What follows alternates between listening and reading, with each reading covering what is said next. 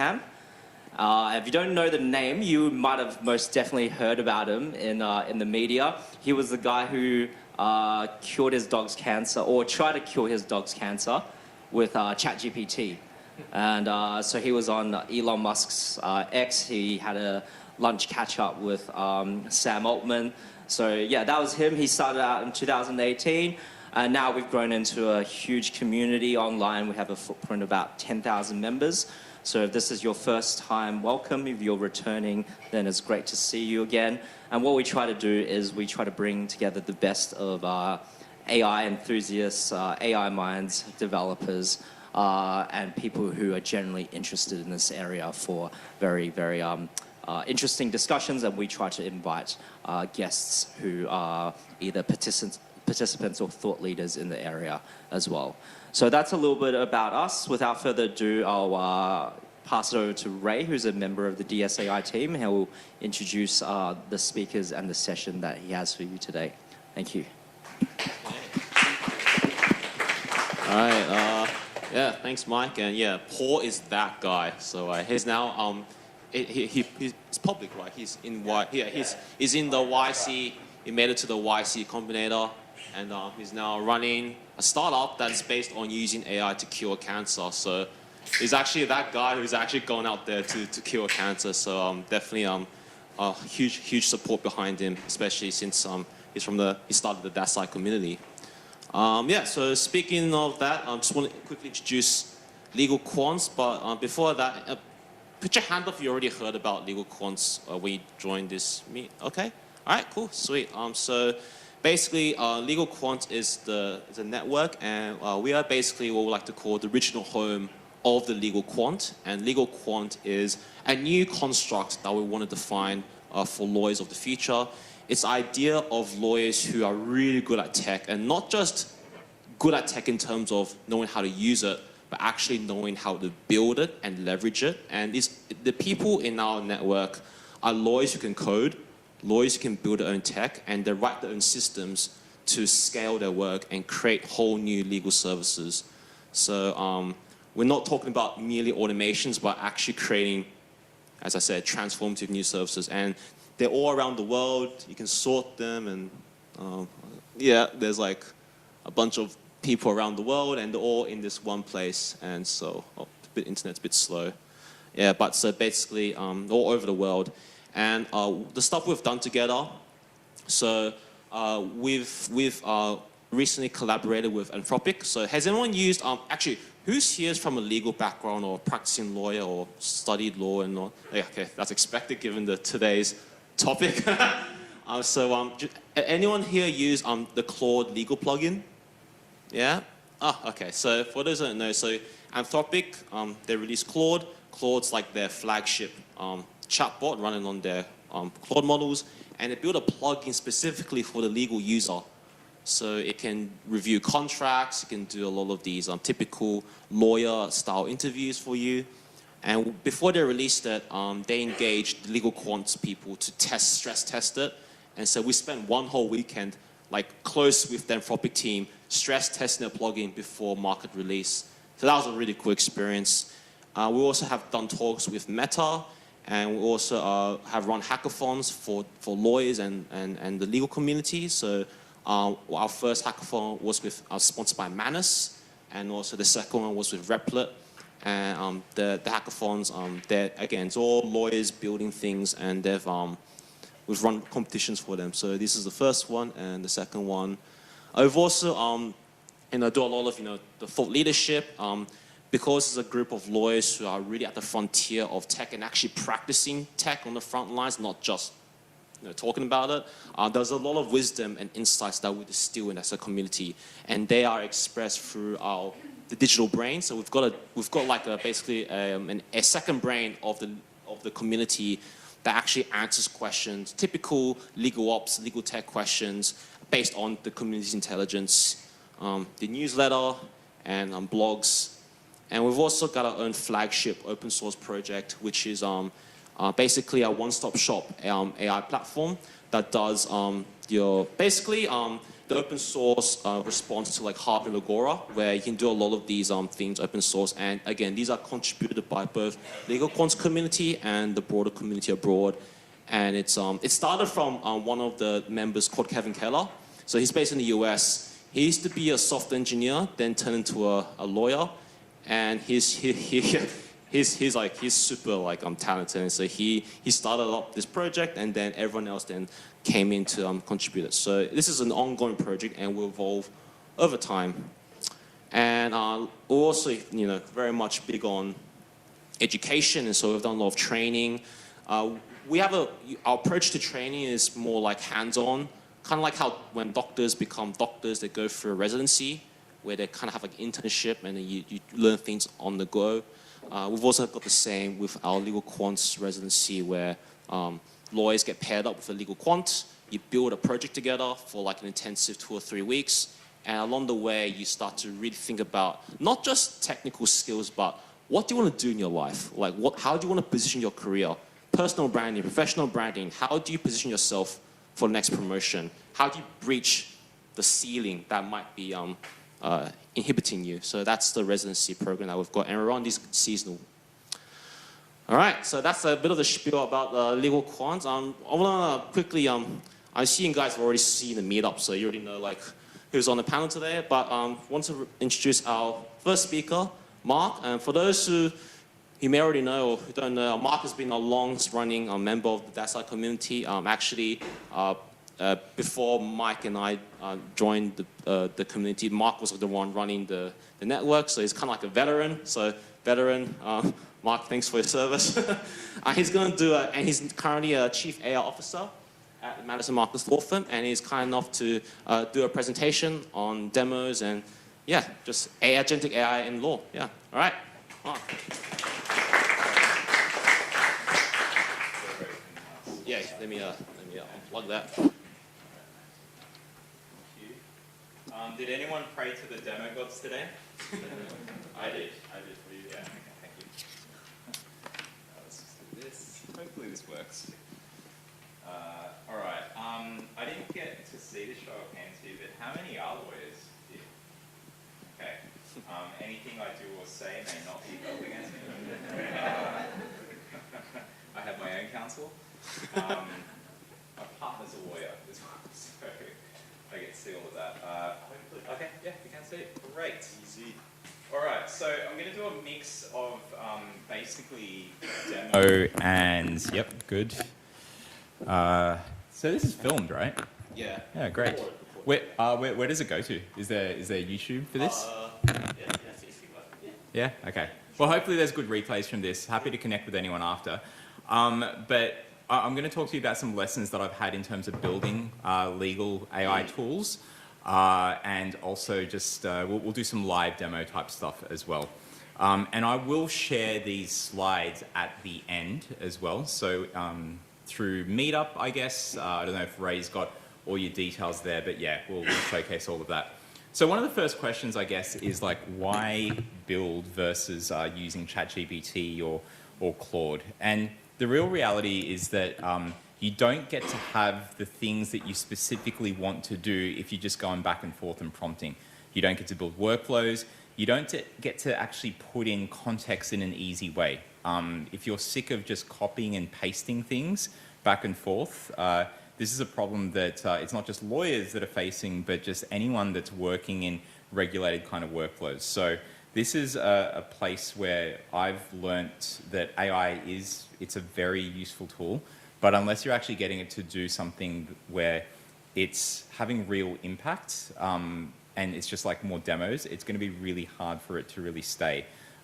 So when you're building and you're figuring out, like, is this a useful thing to do, have a think about whether or not, it's ChatGPT, Claude, or just some other generic tool that you can use and it's getting you the answers that you need, or do you actually need to build something?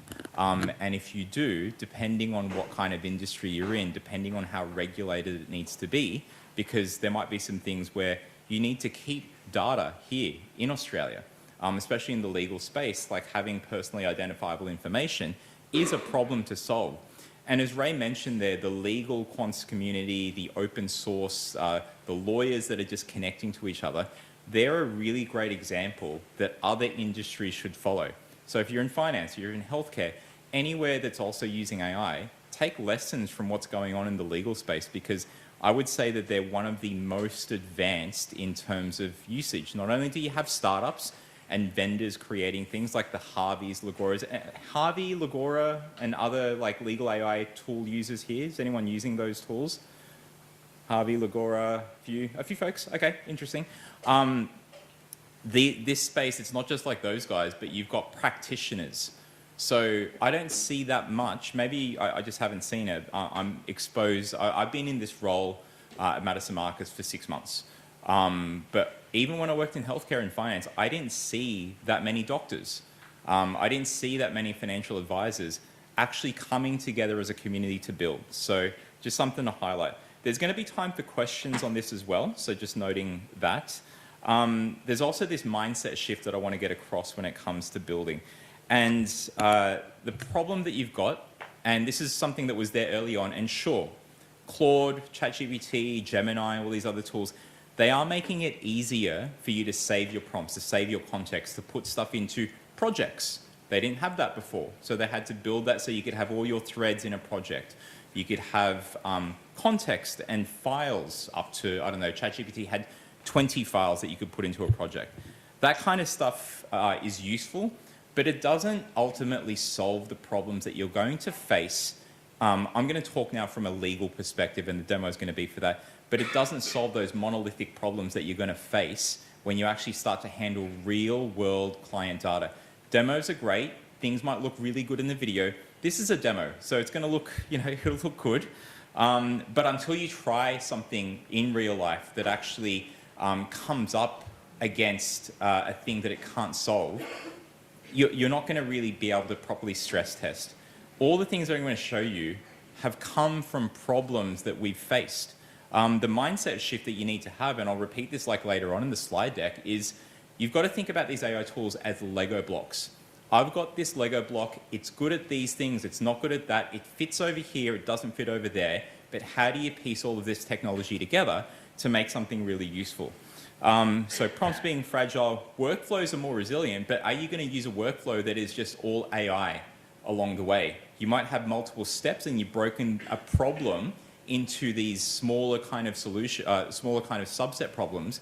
But if it's all AI that's solving for it, it's not necessarily going to be a great solution, because you've got a deterministic problem potentially, and you're trying to solve it with something that in data science you call stochastic. It's random, it's probabilistic.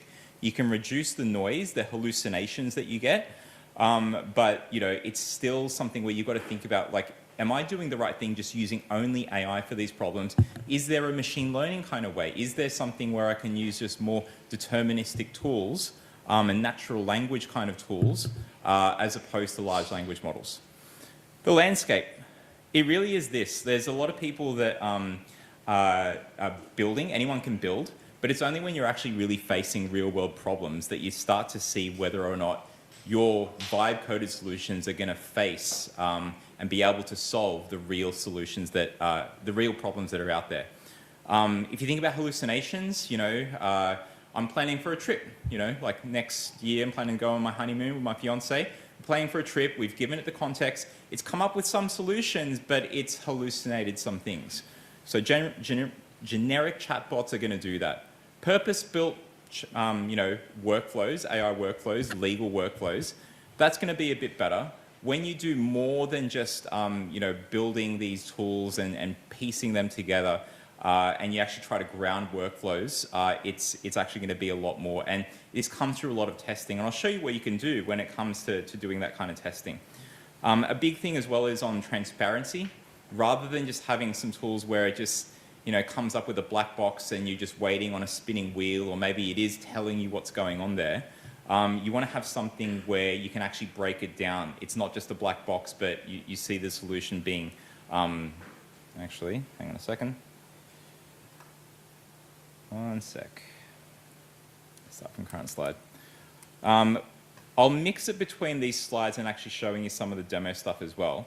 Another thing that I think is really important as you are building these tools is to record the information about like what's been built, what you're planning to build next, and to do it in a way that I think you shouldn't just rely on markdown files. So if you're building an AI, a lot of AI tools like markdown files, but the problem with that is that it's hard for humans to read. So building in a way where it's recording to HTML is a good use case. So for example, when I build, so this is my LegalQuants folder, I'll show you what this one does, but I will record things to these HTML files, and it's not something that is meant to be presented on. I know I'm presenting now, but every layer that I'm testing and looking at is recorded in here, when it was happening, what the problems were that we faced. It's in this HTML because it's easy then for me to read. I can jump on a plane and I can see this offline. It's easy for the agents to read, so that when we're building these things, we can go directly to some of the things that are being worked on and problems, and we can continue and pick up from there. So whenever I start my new Claude, or I've used Codex as well, it's looking at the same code, I always get the AI to look at what's in the latest build file. And so recording what you're doing in these things is also important. Don't know why it keeps on going back to the start, but we'll move on. I'll just leave it as this. I'm going to get to the thing that I basically got to build, and we'll talk about the open source kind of models as well as we show real world examples here.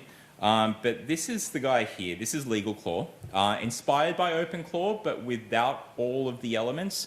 You can't sign up for this just yet. This is all just an internal tool. But just for showcase here, I've got some screens and I'm showing what a lot of it kind of does. You can sign up to if you're interested in updates of what we're building here. But because this is a demo, I'll show you exactly what it is that we're doing here. So we work with matters. We use Practice Evolve as our old clunky kind of management solution. I know some people are on iManage. We're moving to Leap, which is like a more advanced kind of product, the enterprise service. There's other tools that people are using out there, and that's all great. Now, this is an example. There's no real case data in here, but I'm just showing you the example of how we built tools and harnesses in the AI world that help solve real problems. So I don't have real NDIS data here, but it's similar to the stuff that we would be facing in the real world. So, for example, here's an NRL case, like a sports contract dispute case. The thing that we can do here, we have the matter, we've got a description of it, we've got different workflows. I'll show you what workflows are. We've got different things that we can do. There's some doc reviews that have been done. Chronologies as well. Before anything that we do, we always recommend to use the tools that we've got to do the chronologies. I'll show you how that works in one of them. If you've used Harvey or Legora before, you'll know about the matrix review, where you can answer across multiple documents, hundreds, thousands of documents, the same set of questions, so that you can find that needle in the haystack sort of thing. Just because it's there for law, the legal space, doesn't mean that that's something that you can't use in other areas too. I know in finance, people are using Harvey to have that kind of thing. But the moat is not here anymore. The moat used to be it would take months, weeks, whatever it was. Now it's like days, maybe even hours to build some of these things if you know what you're doing, or you can see how things are being built and follow that pattern. And if you don't know, go back and forth with Claude to figure things out like that. But I'll show you something that we do here on one of the cases. So let's go to the NDIS matter that's just been... I do a lot of synthetic data, so we make up some cases, try to make it as real as possible. And then we load up all the documents related to that. I'll run here one of the fact timelines or chronology as other people have it. And as you work with these sorts of tools, so we'll just do a standard one. There's a whole lot of things underneath here, so I can see all the documents here. So there's 10 documents. I'll just start that. Now, the one thing that you learn as you're going along and building, this is great. It's building up a chronology. It'll build up a set of facts. It does a few steps underneath where it's not just looking at the facts and trying to glean those from the different documents, but it's also deduplicating. It's also fact-checking itself. It's going to do all these things in sequential kind of steps. Now that's great, but the problem is I reset my computer. Something happens. I don't know, I have to close, I have to get out of that meeting.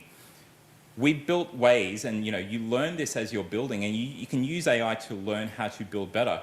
Now we've got something where it basically runs in the background.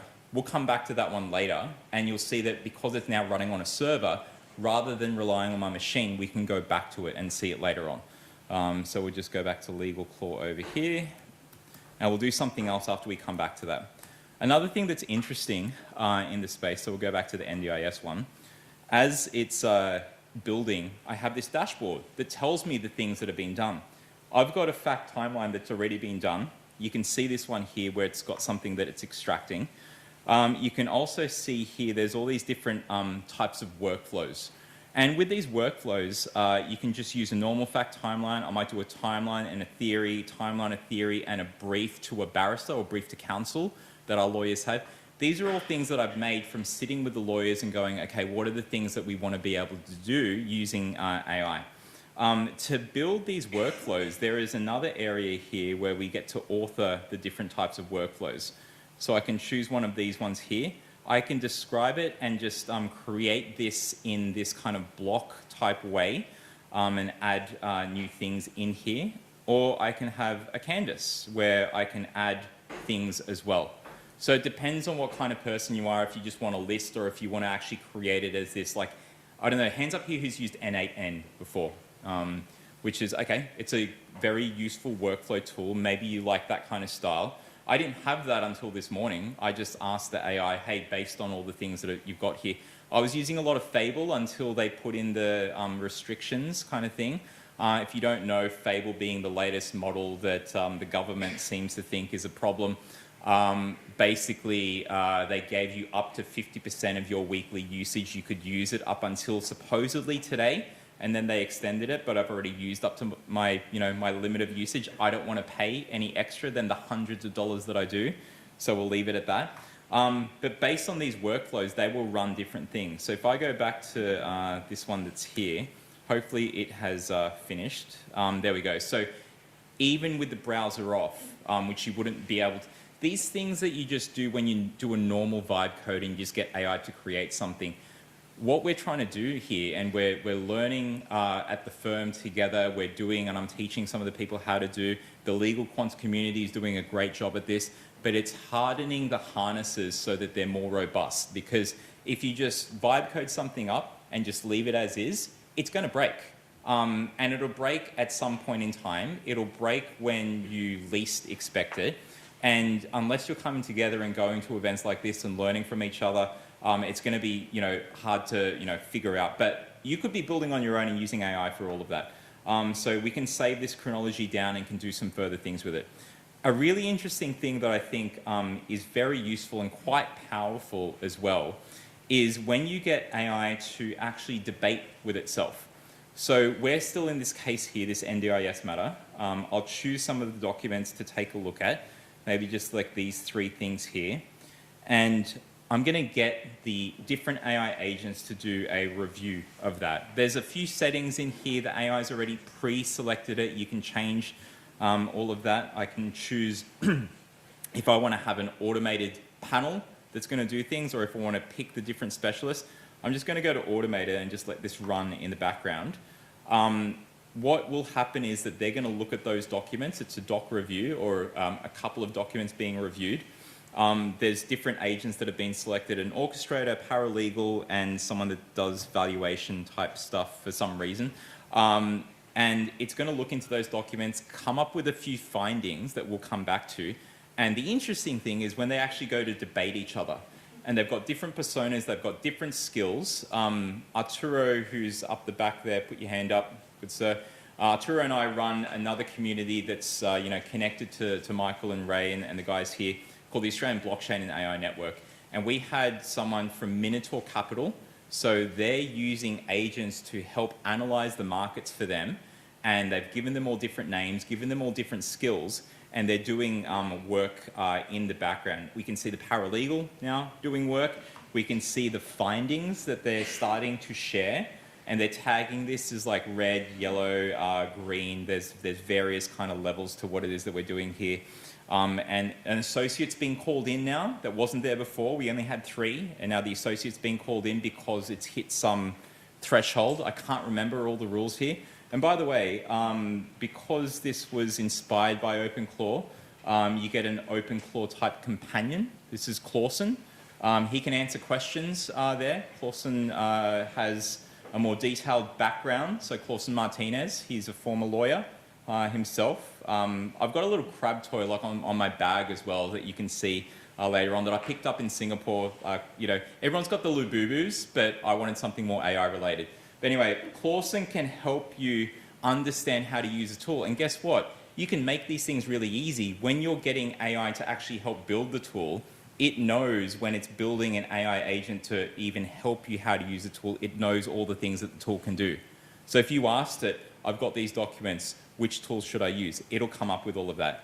Now, what's going to be interesting is we haven't had the debate happen yet, so it seems like some interesting things going on there. We'll come back to those guys, but while we're here, I'm going to show you some other things that we do in the background as well of this tool, because I think one of the biggest things that you need to have, whatever tool it is that you're building, again, fancy demos to one side, the evaluations, the SWE benchmarks, even our good friends at Artificial Analysis. You see these guys quoted a lot. They're an Australian company that's done a lot of AI benchmarking, and it's really great, but benchmarking matters not if it's not going to work in terms of the stuff that you're doing. So one thing that we've been testing, and we do use open source models inside of LegalClaw. So we've got Bedrock, which is the Amazon, the AWS, you can have on-premise, not on-premise, sorry, onshore here for the AI inference. AI inference is where the AI is doing its thinking. So when you need to have stuff that's staying here in Australia, we're using Bedrock for that. Haiku, because it's very cheap for certain tasks. I would never get it to do citations. Sonnet is better for that, and even Opus. But because there's a high cost to using those, and you see these things like, okay, let's test GLM 5.2. Has anyone heard of that open source model? A few. It's supposed to give you Opus-like quality for Sonnet-like costs.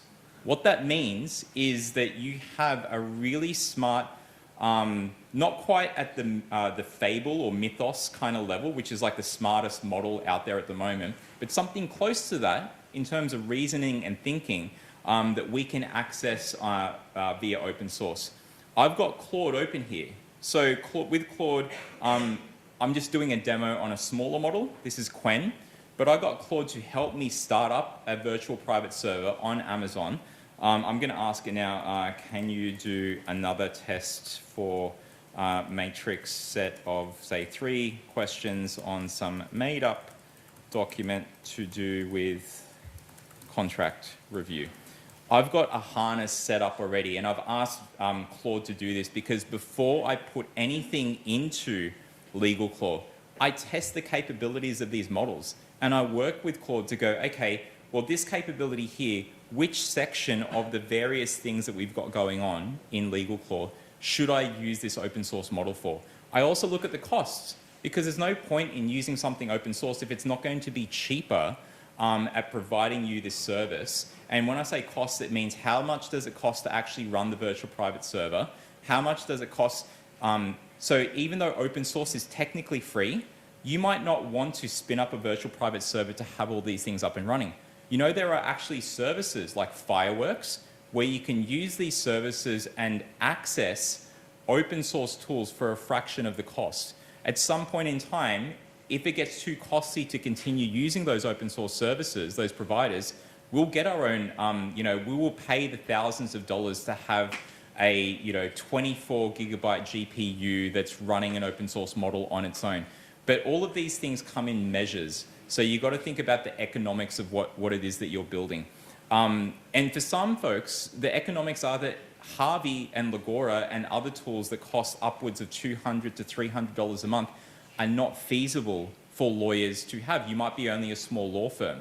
And that's why I like tools like what the guys have with LQAI, and I'm sure Ray's going to share the links there. And also another tool called Mike OSS. I don't know if you guys have seen this, but someone basically copied Harvey, blatantly made it open source, and build, it's on GitHub. So you can take the source code for this and build your own versions of that. I've seen some funny things where someone like created their own version of Mike, you know, Harvey, Mike, suits and all that kind of stuff. It's very much like Harvey. They made their own version, but then the way that they sold it was as if they'd made it all on their own. But you can see from the source code that they basically just copied Mike. So just be careful with what you claim there. We have, you know, been inspired by a lot of these tools, and I don't have my stuff open source, but I invite anyone who wants to take a look at the code. You'll see that we've like created things a lot on our own and stuff. So really interesting stuff going on in the legal AI space. I'll go back to this. Okay, so it's finished.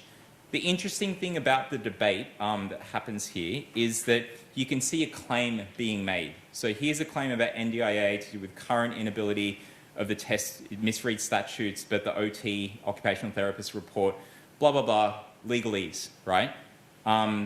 It's been done by the quantum valuation expert. The overall result is upheld. Their claim's been upheld. The partner narrowed the findings.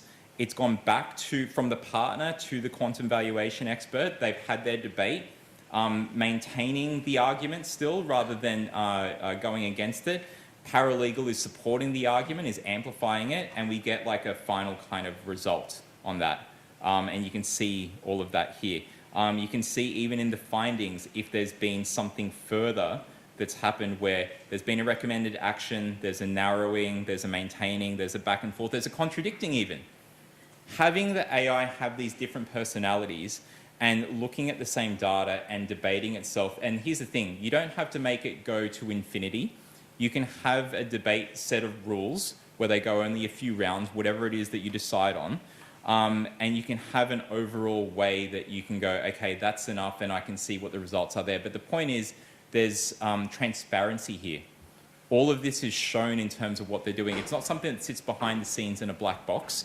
You might see the reasoning and the thinking, but unless you actually break it down and show what it is that the AI is doing, it's going to be very hard to really understand how AI is being used on your legal kind of problem that you're looking at. So this is just for contract review.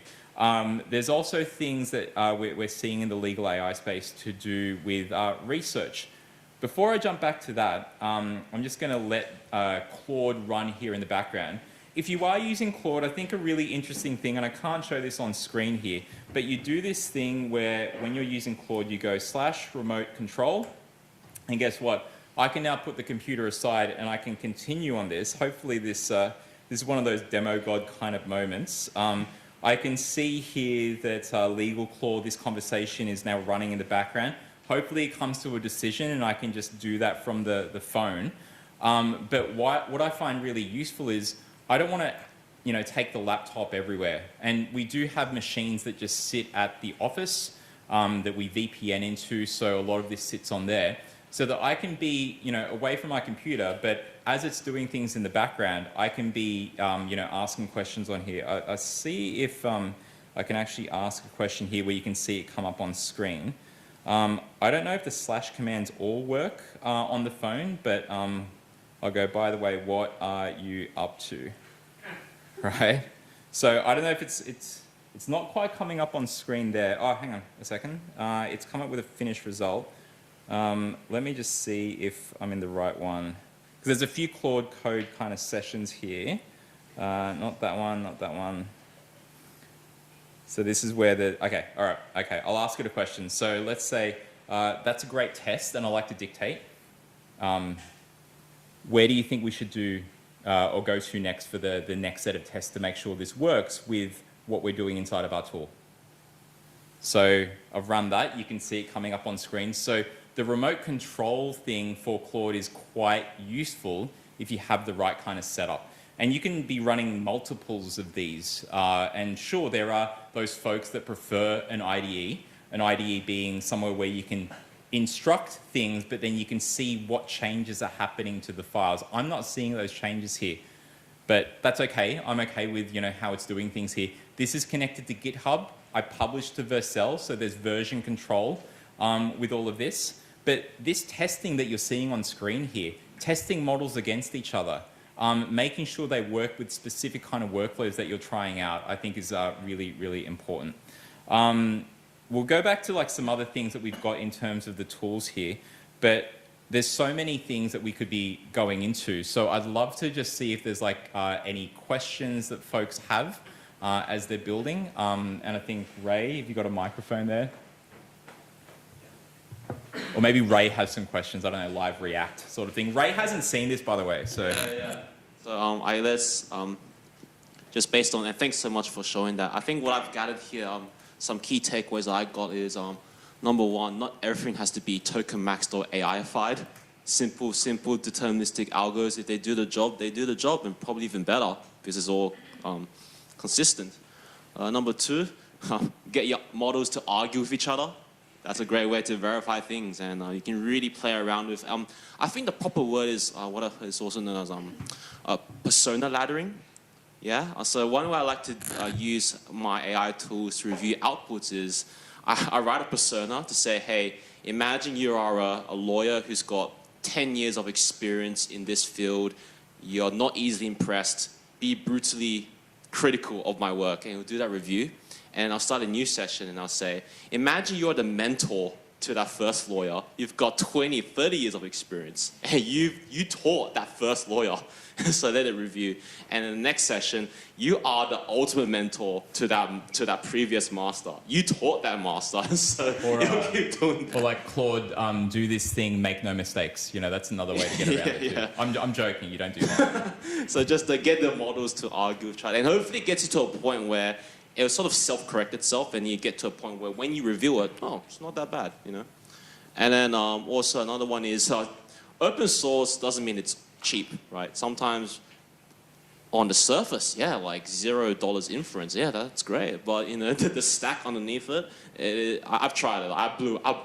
I use Google Cloud for me to run my models. Man, my bill was pretty big that I ended up going back to like the closed models because the economics didn't work out. At least for today.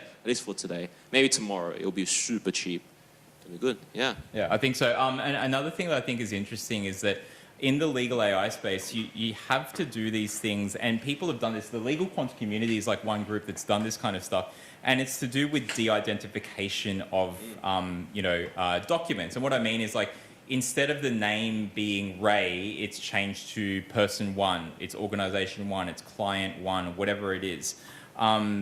The way that we've done that is a mix of deterministic as well as large language models. So it's deterministic in the sense that with these documents that I've got here, we basically can do a de-identification on those.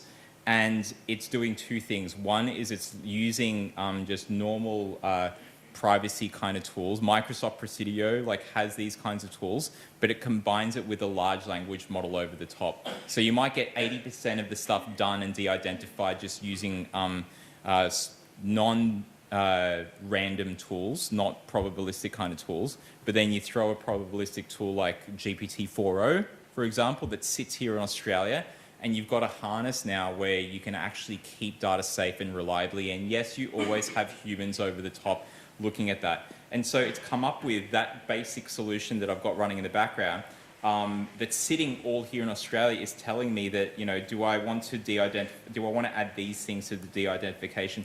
Maybe I'm okay with the addresses, and I clicked out of it, but if I clicked OK on that review, it would come up with this thing where in these cases here, these are all de-identified. They're safer to send to any model overseas. We are living in the tyranny of distance here in Australia. If we were in the US, we would just be using the latest and greatest and wouldn't have, government banning models for us to use. But, this is the thing that we have to work with. This is the problem that we've got to solve. And these are the Lego blocks that give us the tools to be able to solve that. It's not impossible. It just means you have to find workarounds. Cool. Any questions for Mark? We have time for oh yeah. How much is the tokens? It does. So if I show you here some of the historical kind of runs, so the ones that were just done. So that one there cost 53 cents. The one before also 53 cents for it to do that work. I can go to another matter. Because we're counting the tokens, we're multiplying it by the price that sits in the background. You can get Claude to do this for you as well. but here's some other ones where, sorry, let me just go to the history for this one, and you can see, well, this review costs 33 cents, 17 cents for this, 50. So yes, it adds up. It depends on the value of the work that you're doing, but being very transparent with the costs makes it, okay, this is economical, or maybe it's not. So, you know, if I was using Opus for a lot of the stuff, and this is where the testing comes in, where's the limit of where Haiku, the cheapest model from Anthropic, can do things effectively? Oh, look, it's hallucinating all these things. Cases, it's hallucinating too much. So I stopped using Haiku for that. I use GLM 5.2, or I use Sonnet, and it's coming up with more reasonable stuff. And if it's not, you get it to like check itself again until you're satisfied. But again, there's always human checks at the end of it, but it's like how much does the human have to check versus you know, just getting the AI to do it. So we do keep track of prices against each matter, you know, what activities have been done. So this is OpenClaw, based on OpenClaw. The name, but there's no OpenClaw underneath it. The only thing that is OpenClaw, and for folks that do know OpenClaw, it's this thing where it's connected to multiple different tools. You can chat with it in WhatsApp, Telegram, etc. One of the things that we did borrow from OpenClaw is the heartbeat system that it's got to see if a workflow is still alive. We created something, and it's not shown in here, but we call it the Reaper. The Reaper is something where it looks at if there's like a dead workflow, or there's a workflow where it's still in a current state, it's not complete, but it's got no heartbeat. It's not beating anymore in terms of saying that it's still working. The Reaper comes in and tries to activate it again. So anyway, it was just like a concept that we just came up with because, you know, we've seen what OpenClaw does, and we can see some of the things where it's like, well, OpenClaw doesn't do that. How do we actually bring something that works for our law firm? And the thing is, eventually with all of this kind of stuff, we will make it public, but we're just testing only at the moment for internal stuff. But there's been a lot of stuff inspired by OpenClaw, but we haven't forked any code from OpenClaw, not yet. Oh, sorry. So, related question, what is your commercialization plan? Like, is it an internal tool, or are you going to release it? What's it look like? Currently an internal tool. Eventually it's going to be something where the lawyers that can't afford, I want to release this as the lawyers that, we don't want it to be necessarily for free. We want to have something where it is an affordable kind of service, but it's for the smaller law firms and lawyers that can't afford the Harveys, Lagoras and all that kind of stuff. And there will be some use cases there where, yeah, we might go and chase the bigger end of town, but we're not trying to commercialize it just yet. As much as my partners at their behest, they want to commercialize it, but I'm holding back because benchmarks are just made up until you actually test in the real world. I want this thing to be running in the hands of all the lawyers. Currently, I'm still running around and showing them how to do things. This thing that we've got in the matters section, so here's a made up, if you've got a friend named Chung, hopefully they're not a drink driver, but this is made up. But we can say here, what should we do next? Like making it easier for the lawyers to get the AI to recommend strategies and even come up with like a block where it's like, hey, I've set this up, do you want to run it? Making it even easier, because if you just give them tools that you've created with a lot of bells, whistles, levers and switches, it's going to be very hard for them to do things. I'm hoping here in this demo that it says at the end, you know, here's something that you can click on. Great. It's very verbose. I haven't really constrained it. But I'll say, okay, can you run a brief to counsel, for example? But yeah, I'm trying to make this just an easy to use tool. Eventually it'll be something where, and we'll probably use Twilio or one of those like third-party tools where I could be chatting with this on my phone. This app does work on my phone, but I'd rather it be sitting in our Slack or Teams or something like that. So yeah. Yes? Can you see this taking over any legal jobs? No. And I would say so this way because a lot of the stuff that it does, it still needs human review. There might be less jobs, so I see it as roles. I don't see it as taking over a role. So here's that example of where it's like, okay, here's what it proposes to do. I can click confirm and run and just make it easy for the lawyer. I don't think it's going to take over people's jobs per se, but I think management at firms are going to have a good think about the economics of having, you know, I don't know, 20 paralegals in this kind of team here. And it is a hard thing to face because people that are just graduating, like what kind of roles are you going into? This is where the AI community needs to come up with ways that we can teach, because if you don't have the experience, you're never going to be that human in the loop that's good enough to say whether or not something works. So there has to be this mix of where we're using AI and technology to help teach and get the experience that you need. Maybe it's fast-tracked. That's the advantage that we can have with AI. But at the same time, I think that it's going to not take over all the different jobs, because this is not going to... I would never trust an AI to just go, oh yeah, this is 100% correct. I'm not going to trust it. It's going to reduce the chances of something being wrong, but someone always still needs to review it. And then having the experience there is going to be key as well. So I think we'll create new types of legal jobs that work with AI.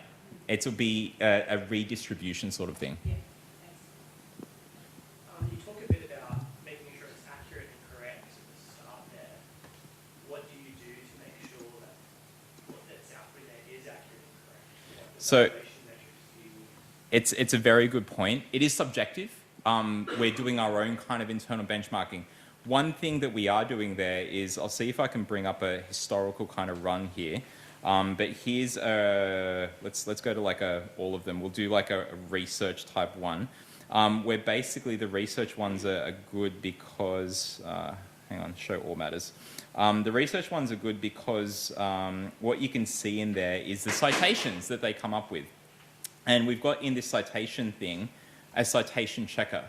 One of the best ways to do it is not asking the AI to, hey, that source that you grabbed data from, can you check it? One of the cool things is that Google has indexed a lot of the valid cases. And unless something matches a valid name from Google, it's very unlikely there's going to be a match. And then on top of that, so we built this thing where, okay, you've got these ticks, you can mark them as okay. If it was marked as wrong, there's an opportunity here for the lawyers to say, no, that's the wrong case. I'll go look it up on the few that it has come up with, correct the name in here, and because this is a firm-wide kind of tool, that correction goes into our own internal database that we start to build up our own set of facts about what are the right citations. And then when it comes to other things like, here's the firm kind of thinking, here's our fallback positions on certain things, building that up as people use it is what we're doing. So a lot of great AI tools are out there, but they don't build up that knowledge as you use it. So we're trying to do that with this tool as well. The young gentleman with the goatee at the back. I think that to go with questions here, it's not about, so you can ask the model or the tool if what you're doing is correct. That's not what you ask. What you ask is, what can you find that is wrong? How do you guide me through the process? Because the first question is almost saying, do the job for me. The second one is using the tool to support you in doing your job. And I think that one of the big problems with the models is that is this correct? That's a very absolute question with an absolute answer. And if the model hasn't found the right data in the way that it's searching through databases and all these different things, then they would never know that, right? If we treat it that way as a guideline to find problems, then it's a much healthier way of looking at it. Yeah, very good comment. You will get a job somewhere someday, young man. I'm leaving. Friends, that's why they can say that. I'm leaving up here. So Madison Marcus is the law firm that I'm at. I'm the chief AI officer there, but I run their innovation arm that allows me to create tools like this. That's called Foundry Labs.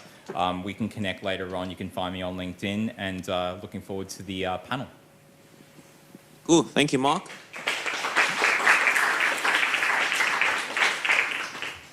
Rightio. So before we get into the panel, just a quick intermission update. Mike, do you wanna come up as well? Yeah. You have any updates to share? Okay, cool. Well, so for those who are new to our events, normally between talks, do like a quick 3-5 minute industry update. What's happening around the world that might be relevant. I'll try to limit this to only legal because it's a legal event after all, right? Yeah. I don't think there's actually that much, well, there is actually quite a big announcements, but hopefully not something that is completely new or foreign. And when I say foreign, that's a pun because the first big one is you probably heard the whole Fable Mythos Saga. Put your hand up if you've heard of that. Just want to make sure. Okay, I probably didn't say too much about it, but maybe I'll just skip to how lawyers like me, and okay, so I practice tech law, so I'm in the space of privacy, data, export controls, AI advisory, so that's kind of like my space. And so I'm thinking about, you know, what's the impact of these sort of things? And so the Fable, so quick background, so Anthropic released Fable 5, really good, people loved it.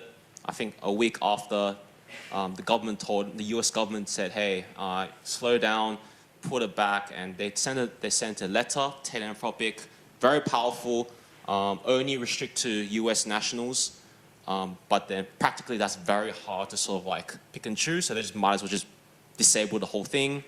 A lot of news headlines. It's a big shift in US AI policy, because for many years it was all about go, go, go, break things, you know, and move fast and break things. If US is #1, that's main priority. But Mythos really changed the game, and Fable, because it was really the one big model that can really hack anything. A lot of models are really good at hacking, but this is the one that actually gets into the hands of consumers, and it's also from one of the big 3 labs, right? So that's why it caused a lot of drama and attention. But then they had a very much behind the scenes discussions, and now it's back on the market. And some of you may be really maxing out on Fable, building new worlds with it, and they've extended usage as of today, to like another extra week, which is cool. All right, so thinking about practical impacts for the contract nerds here, I'm thinking about force majeure. Is that a force majeure event? I'm also thinking about changing law or regulatory, that orders issued by the government, where that caused a disruption in service. That's something I'm thinking about now in my contracts. So I'm helping clients negotiate software agreements, particularly AI agreements, where if your whole business is relying on that one model, what happens when an event like this happens? Are you covered by a contract? Are there any obligations on the vendor, like Anthropic, to help you transition through this phase? Is it easy for you to access substitute models? Actually, it's actually quite hard practically now to switch models. I'm not sure if from your experience, Mark, but models are getting really sticky. And it's not a matter of like swapping in and out, because given how we build our systems these days, a lot of knowledge is like trained and embedded in your model, and the harness you build, which a harness is just a fancy word for like a system around the model, it's getting really attached to the model, right? And so some businesses are very much Claude sticky, some models are GPT sticky, and it's in their vendor's interest to make it super sticky to their model. So definitely, I'm going to throw out some big words, but business continuity plans are going to be reconsidered. Yeah, as I mentioned, force majeure and exit rights, step-in rights, auditory records, because it's really hard to access records, right? Like the logs that the vendor sees behind the scenes. Is that a lot of negotiations I see the customer trying to negotiate with the vendor, hey man, can I get access to my logs that you see, but that I don't? I'd love to have these logs in case I get sued by my own customers. I need evidence to be able to back myself up. And I've been through so many markup drafts on that one point. So it definitely, just speaking from the trenches here, it's a big issue, right?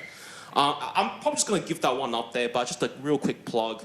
I'm known as a guy who tracks AI laws around the world, and so this is a website that I run. Just literally just type in Global AI Regulation Tracker, and you should see a big map. I love big maps, and it tracks every country in the world. And I'm proud to announce that finally, I'm now tracking every single US state in the US. So this is something I've been working on for so this whole project has been a 3-year project, but as of today, I finally got all. It's really hard to track US states, man. I'm telling you. But I've got it. And yeah, California, let's go. Oh, yeah. So just some ad revenue just to help with my tokens. Yeah. But yeah, you got some, yeah. All right, so it's all free. Yeah, so it just, yeah, this is great. And there's also got a search feed. I need to turn on my internet, but it's an AI-enabled search. It searches in the tracker to get you like wisdom on AI regulations. But that's enough about me. I'd love to go just jump into the speakers. So yeah, Dom, Michael, Angela, want to come up and grab a seat first? And Yeah, so the titles are displayed on screen. So I want to just kind of give a brief story as to how I met each of them, because my story of each of them sort of reflects my journey today. So I'll start with Dom. So Dom is the CEO and founder of Lawpath. So anyone heard of Lawpath? Yeah? All right. So they're one of the OGs, like the OG legal tech companies in Australia and in the world. So huge giant that we have up here on stage. And when I was a student, I interned at Lawpath writing blog content. So I was writing about blockchain and all that. And I got the opportunity to also work in the tech team, helping build out their document automation platform, which is still run. Yeah, that's awesome. And so, what title did you give me when I was in startup? Oh, Yeah, I can't remember, Ray. What was it? it was a legal engineer Okay. role. So, I mean, so this was 2017, 2018. Like, legal engineer felt like a very made up title, and I just went with it. It sounded cool. Now it's like probably the hardest. So I'm actually quite proud that I'm one of the pre-hype legal engineers out there. So that's and yeah, thank you for giving me. That was like my first proper job, like during my study days. So thank you, Dom. And so full circle to have you back up on stage. Yes. Thanks, Ray. Yeah. And Angela. So Angela and I, I'm currently working as a lawyer at HSF Kramer, and Angela I used to also work at a firm, and now working in a new role at Wotton Kearney. And so and you know you've known me since I was a clerk as a paralegal, so it's been a long journey. And yeah, Angela always looked out for me, so I really appreciate your support. And it's always so kind and always mentoring, and she's always been like in the innovation side of things. So very much connect wavelengths on all that. And as we go into the panel, legal and innovation, there's often quite a lot of friction between those two. And so we'd love to get deep into that. And then I recently met Michael only like a few weeks ago, and we met through a mutual connect. So Michael's currently our Deputy General Counsel at Telstra, and we met through Michael's colleague Lana, who's based in Brisbane. And Lana, I met Lana because Lana joined one of the LegalQuants hackathon. Yeah, and so she built a system that helps you keep track of regulatory notices, which is something that regulated entities like telco companies often have to manage. And so through that, got to connect with Michael, and so really happy to have Michael on stage. And with those three, we have private practice, legal tech, and in-house. I'm quite proud of that diversity. So, let's get into it. So I'll start the panel by asking each of you, what is one thing you've been dying to say out loud that's often not discussed as much as you would like? And maybe just limit to like 1 or 2 sentences. So start with Dom, and we'll go from there. Can you guys hear me okay? Awesome. Thanks for having us, Ray. Yeah. All right, one sentence. Access does not equal enablement. Oh, deep. I can explain that later if people want to understand. All right. Yeah. Angela? That's very short. No, mine is not something I'm dying to say, but something that the room has already asked. When I go to dinner parties, I always get asked by a lawyer friend, when will AI replace me? And I try very hard to explain it like Mark did, and it's never satisfactory. So now I redirect, like the gentleman at the back suggested, and rather than asking, when will AI replace me, ask the more helpful question, which is, how can I be irreplaceable in the age of AI? And that's, the best way to design the future is to create it, really. And so I find answering that question easier than having a crystal ball and, gazing into it. Awesome. And Michael? Thanks, Ray, for having us. I've been hearing 2 polls. There's a lot of technologists that think there's nothing fundamentally special about law, and they're wrong. And there's a lot of lawyers who think that law is something that can't be fundamentally rebuilt, and they're wrong too. All right. Okay. So I might start from Angela's and Michael's point, because so I'm assuming many of you guys have been to like a lot of these panel talks and probably heard. I mean, when we have AI and law, the very typical question that gets discussed is, will AI replace lawyers, blah, blah, blah. I'm not keen for generic talks. I want to go deep into juicy topics. So I'll start with something that that every lawyer and every in-house lawyer is thinking, which is ROI, which stands for return on investment, and how the heck do you track innovation metrics, right?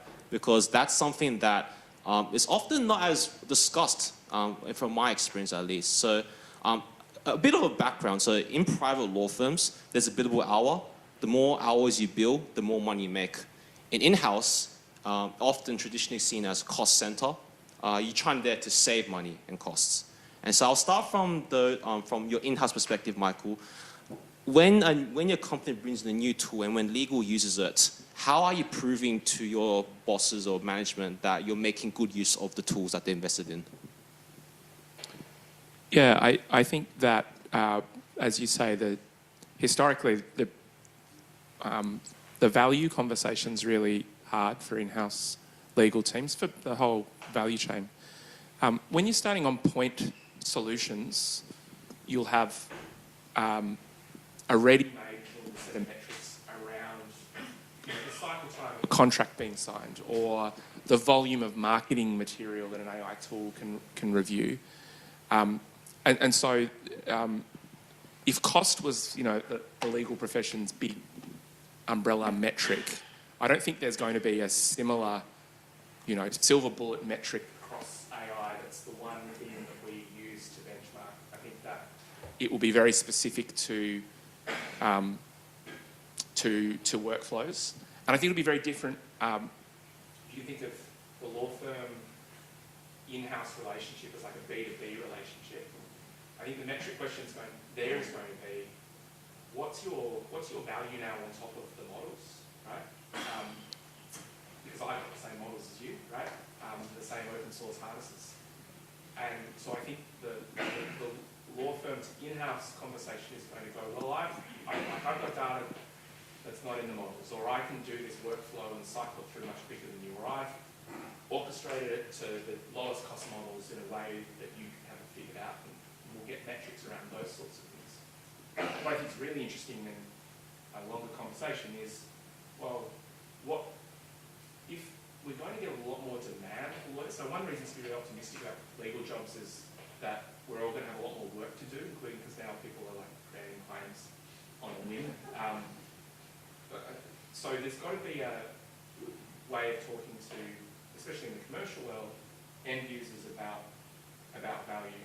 And I think we're going to improvise quite a bit as we do that. But I think ultimately it's more like a B2C relationship, right? What is that person's objective? What is their satisfaction with your service? How quickly are you delivering it? So that's sort of the framework for thinking about it. And Angela, what from a private law firm perspective, drawing upon the years that from that sector, I'll put it simply, how are law firms trying to deal with the whole innovation side of how do you prove that it's working? And maybe tying back to your first input, which is how do you know that you are irreplaceable as like a lawyer from a private practice perspective? I'm going to say something a bit controversial here and keep an open mind. So I grew up as a real estate lawyer, 17 years in the law firm, and I've had a lot of clients come through in the panel. And every time they talk about what they look for in a private practice lawyer, it's always been two of the three things. One is the ability to simplify complexity, right? Translate really technical legal knowledge into something people can understand.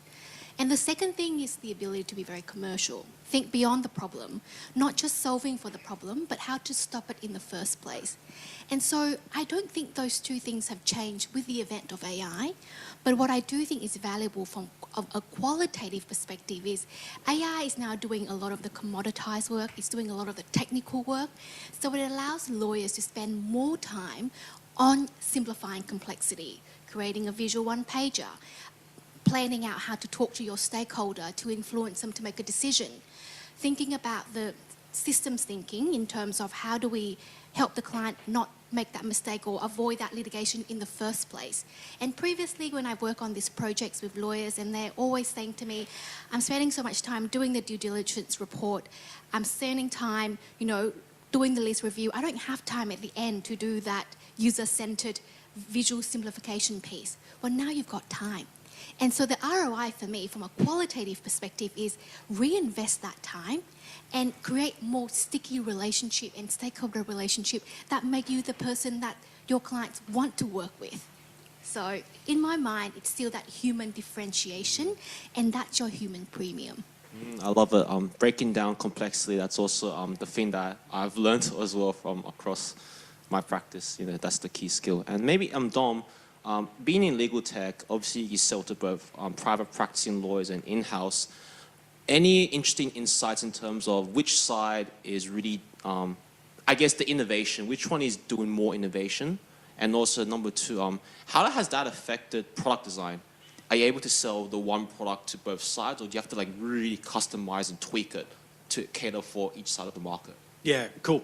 I might have a go at the ROI question of course, as well, if you don't mind, because I come at it from a little bit of a different angle. Have been thinking about it a lot recently with investors. That's all they ask for at the moment. Like, show me the ROI. You've spent all the money, now show me the ROI. So, having kind of gone through a bit of a few phases, I've kind of seen it as initially people wanted to see an ROI via cost reduction. So they wanted to see internal, how many internal tools can you roll out? How many less lawyers do you need? How many less developers do you need? That type of thing. Cut to the end, you still need the same amount of lawyers. You actually need more. Then what we saw was people were really saying, okay, well, you've shown us the cost reductions. You've shown us that you've been able to improve your margins. Now show us that AI can actually improve your current products or services. So like better upsell or better LTV or whatever it might be, better billings. Now what I'm starting to see from a lot of investors, especially the American investors, is that they want to see a standalone P&L line, which is AI revenue. So they want to see your lawyers making revenue, they want to see your legacy software making revenue, but they want to see a standalone AI revenue. And that's actually really, really challenging to do, but that's what they're starting to really value in terms of ROI, which I thought was quite interesting. Right.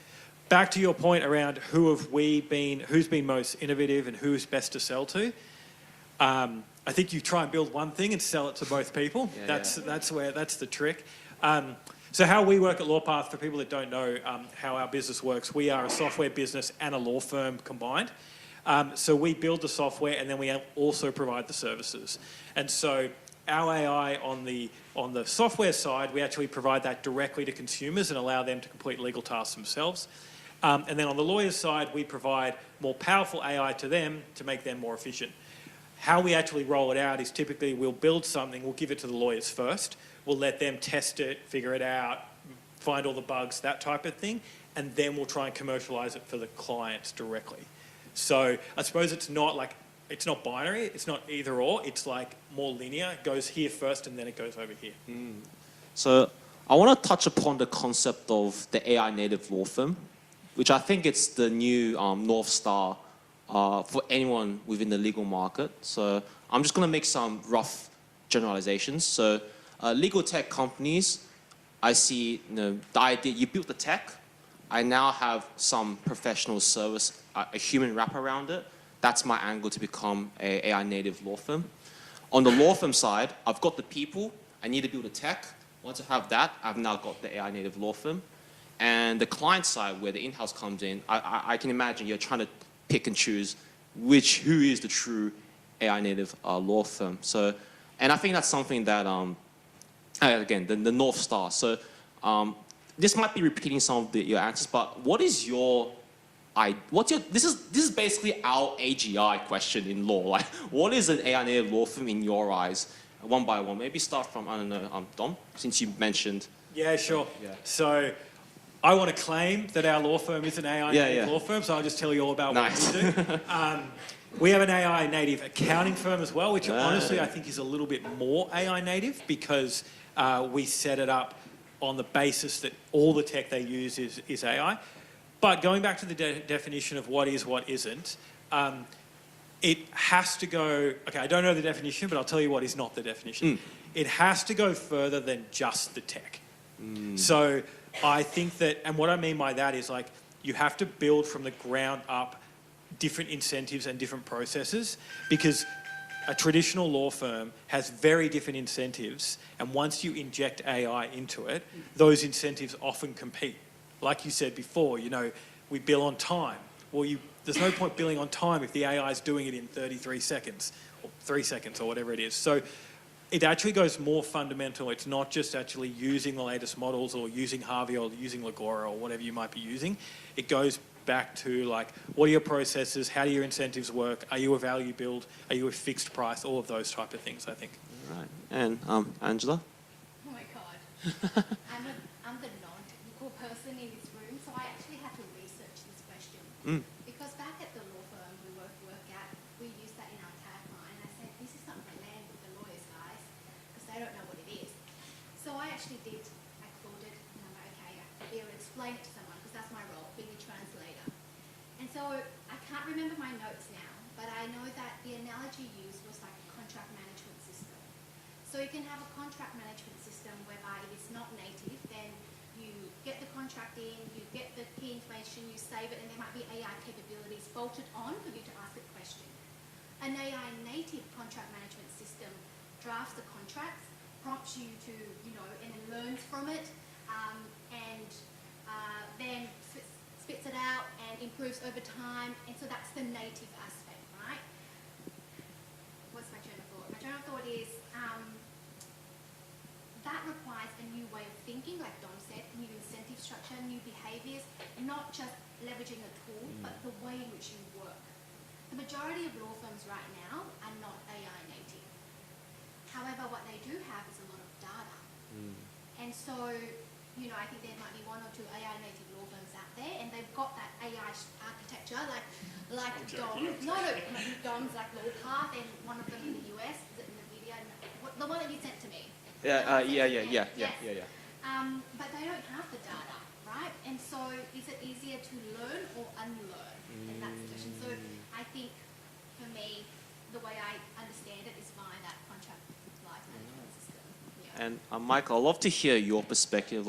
Maybe unless you have a way to answer, maybe I'll frame it. I've got a way to answer, right? Okay. But also, along the way, number one, do you care about these AI native labels? And number two, if you do care, or regardless of what are new questions that you're asking to your vendors and law firms?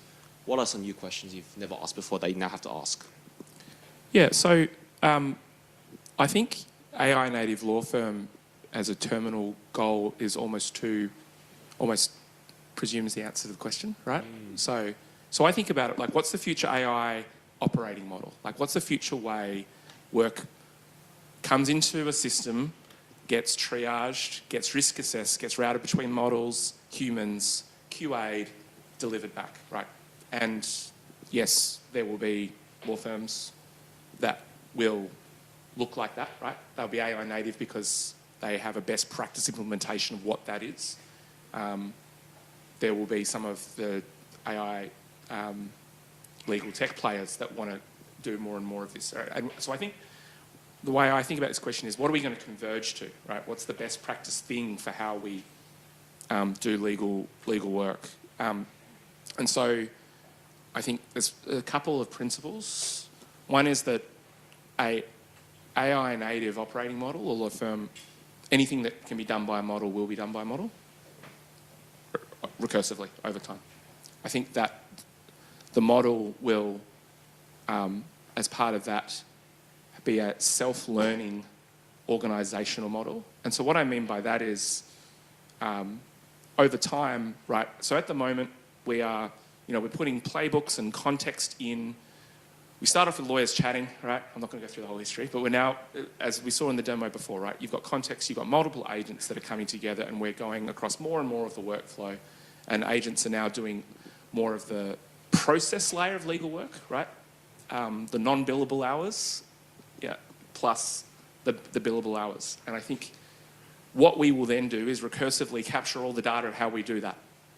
And then the models will do that. And then we'll capture, and then we'll go up the stack. And then we'll capture the data about what we do up the stack. And then the models will learn how to do that. So I think the model will be self-learning. I think the last feature of the future AI operating model will be some sort of very different roles. So I think if you're close to the courts or the bar You're safe for a very long time. Not safe, but like you're not fundamentally disrupted. I think we're all safe, by the way. I think it's all going to be fine. I think the models that in the AI-enabled operating model that will persist will look very different. I think there will be a role that is the interface between the human with the legal problem and the model, because if I'm a one-shot consumer of legal services, I still want a human to guide me through it. It's really interesting about looking before about all the models debating with each other. Sometimes you just want a lawyer to say, the answer is this. Right? Let's move on. Right? So that will be an important role, the business partner role. And then I think the legal engineer role, I'm managing the system. I'm managing the end-to-end process. That will be the future role. So I think the future org will have some of those principles and some of those roles. All right. So the commonality is like roles and people and skills. So I'd love to do a quick survey. Who's here like still studying in law school or still a student? Put your hand up. Okay. And who's just started out early career lawyer, maybe 1 to 3 years practice years? Okay. And who's more than 3-4 years, relatively senior? Okay. So we'll try cater for 3 levels here. So let's start with the law school student thinking. So I know I've got questions prepared, but I'll just condense into one question, which is, what is one thing that will continue to stay in law school, and what is one thing you'd love to change within law schools? I'll start from one by one. Maybe start from Dom. Yeah. Okay. Choose one or the other. Yeah.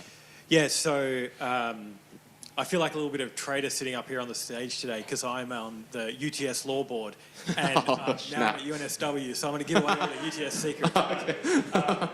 We have been kind of talking about this now since kind of AI, even before, right? Do we stick with the Priestley 11 and just stick with the core subjects, or do we think more about actually training students on the latest tech? No one knows the answer yet, but my opinion, and I think Michael and I might disagree on this point, which will be good, is that I actually think we should stick with the core Priestley 11. And my view is that I've been doing legal tech now for 12 years. I was a lawyer before that. Technology comes and goes. Now, AI is definitely here to stay a little bit longer than some of the others, but I remember back when we were working together, Ray, it was like, smart contract, let's go crazy. I read like 10 articles on that. And so knowing that and kind of looking back, I think what is really important is people learn the underlying principles, not the exact technology. So my view is that actually sticking with the Priestley 11, learning the kind of core legal skills that we need to go out into the world to become any type of lawyer is still really important. And I think the risk is if we start specialising too much in let's just do AI or let's just do something else. What happens in 10 years? What happens if AI actually gets good enough that we're not doing the same tasks anymore? So that's my view in 2026. All right. And Dom thinks, Michael, that you guys will disagree. What's your response?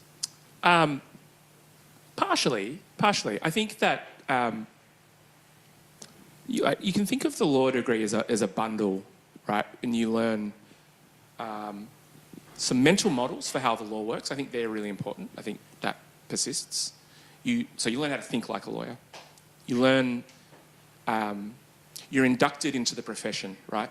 There's an ethical overlay. There's a persona of being a lawyer, which is really important to sort of marinate in that's not transactional. And then you get kind of like a lot of doctrine and technical doctrine. That's the Priestley 11 as the core, and then you expand upon it. And then you have like a lot of time being a student. And that whole package is like underwritten by entry-level legal jobs across the economy, where you come and you deliver technical doctrine and admin. And that's what AI is really good at doing. And so the way I don't think that there's much education in AI, because you just open up the models and start, you ask the models, how do I use you, right? And it's like, you don't need to go to university to learn how to use a harness. So for me, I do think it is a fundamental change. I do think it will put pressure on, if you have your heart set on being a Ray, You don't need to learn constitutional law. Like, you really don't. Yeah, Or or you need to do like 2 days with it, right? Core principles. Yeah, I can talk about it at a dinner party or when my barrister friend comes over, but I don't need to do that. Yeah, right? Tasmanian Dams case, yeah. Yeah, that's right. That's right. And so I think, so what do you need to learn? So this is the hard bit, right? Because the career progression is, after a while, you're able to do that thing. Yeah, you only need to worry about this issue. Don't worry about these 50 issues. That's what you need to learn. And that's what we need to transmit and find a way to... Like, what you want to do, I think, is do a year of law school, understand the core mental models, understand what it is to be a lawyer professionally, and then go and work with people like Ray and understand how he's using the models. Oh, cool. Thank Just you. you specifically, Ray. That became an ad for me. Thank you. I'll consolidate because I agree with both what Dominic and Michael said, and I'm passionate about this area of capability development. And when I talk in my training session about the T-shaped lawyer, the T-shape, your vertical expertise, and I'm glad I told you 7 years ago, Ray, not to do take alone. And Yeah. to develop that experience Yeah. to be able to be that human. That stuck with me. Yeah. That stuck with me. But that T-shaped lawyer is that you need to be great at some other things to operate in law. And I came to that very late in the piece. I was very much a pure lawyer, only operate how to do stuff in Word. But when I went into legal operations, I got exposed to things like design thinking, project management, financial acumen, now AI and managing AI, a team of digital and human workers. But also, I would love to see universities touch on those things more and more deeply, or more coverage, not just a one module thing. The product mindset, which is really important now, because if you've got the product mindset, if you know how to iterate, if you know how to spot patterns and recommend to your team how to do certain things, that's a differentiation. So having that T-shape more embraced in law school is amazing. Then the other thing that I think would be really exciting, and it's also a push and a pull, is that I heard now that we've got AI, students need to do the exam by way of articulation. So they can't just do a written exam. And I think that's so valuable for lawyers, especially junior lawyers, because we do all the work, and then when you go to the law firm, and especially with the COVID kids, they're very antisocial. It's really hard to communicate. It's really hard to influence. And so being forced to do that really, whilst very scary, is very useful. And I'm seeing ads on my Instagram every day that 40-year-old me, I am also still learning how to articulate better. And so being able to do that at law school earlier, that's really great. And so I'm all for that. Nice. And this sort of crossed over into the next question around what skills we should look out for, but I think you all three sort of covered that. So I'd like to move into really about mindset. And I'm assuming people who attend these events, you often hear people talk about refine your critical thinking skills, practice your judgment, don't take AI on the surface level, review it, but then full stop. And no one really goes deep into what the heck does that actually mean. So I want to go into what does actually mean. So maybe I'll rephrase it in like an anecdote. Reflect upon your life. Was there a moment that changed your worldview? And I'll give you my example. For me, is when I first learned, I was following a YouTube tutorial on how to build my first computer game. This was back during high school.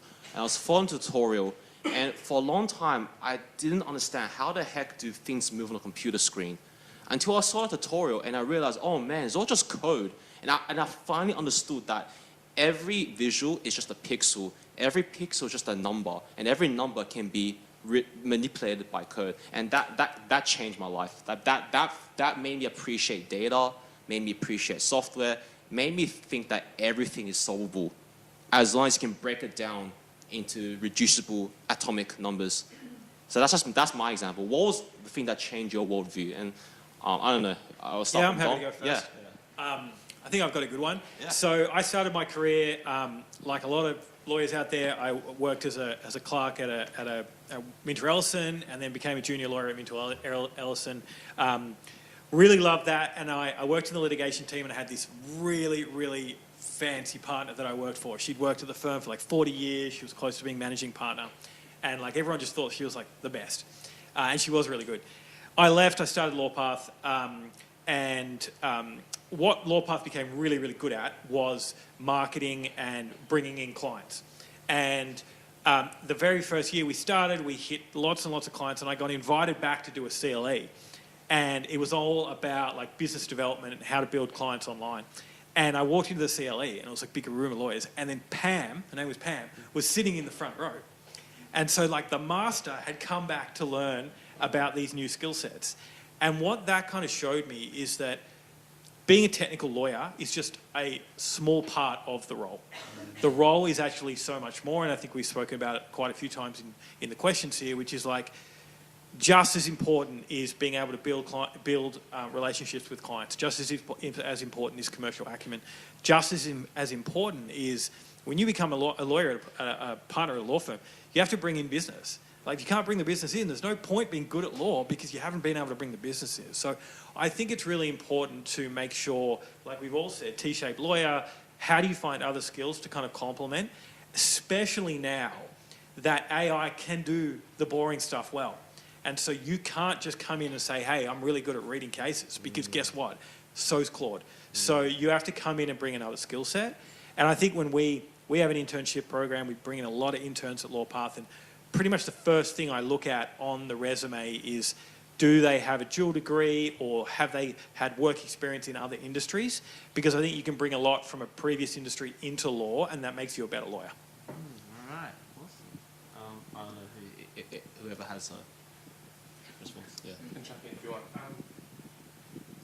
Yeah, I agree with that. And just on the, maybe I'll just answer a different question. But to riff off the sort of T-shaped lawyer, like one way of thinking about this is, so for those of you who don't know, the T-shape, explain before, let me explain again. So the I of the T is, that's your core technical expertise. And then the idea is a good lawyer augments that with all the other skills that were mentioned before. And the way that was positioned is that all of the other skills are kind of the augmentation. And one of the things I think happens with AI is that it flips and they actually become the core. And at the centre, right, of that is still the technical expertise, because otherwise why you for this question, right, and not the marketing person? As an aside, that's going to become a really interesting question, right? Why not the marketing person with the models? But that's a question for another day. And so I think, again, everything that the models can do, they will do. So you've got to have a thesis about what the enduring human value you're going to contribute is. And for lawyers, I think that is rendering legal ideas in a human context in different ways. And I think the thing that I most sort of learned and changed about was when I was younger, I was very much about the text, right, and the idea and the concepts. And now I'm much more about the relationships and the context in which things are rendered. I suppose the epiphany for me happened 10 years ago when I made a pivot similar to Dom, but next to your question about critical judgment and how that's changed with AI.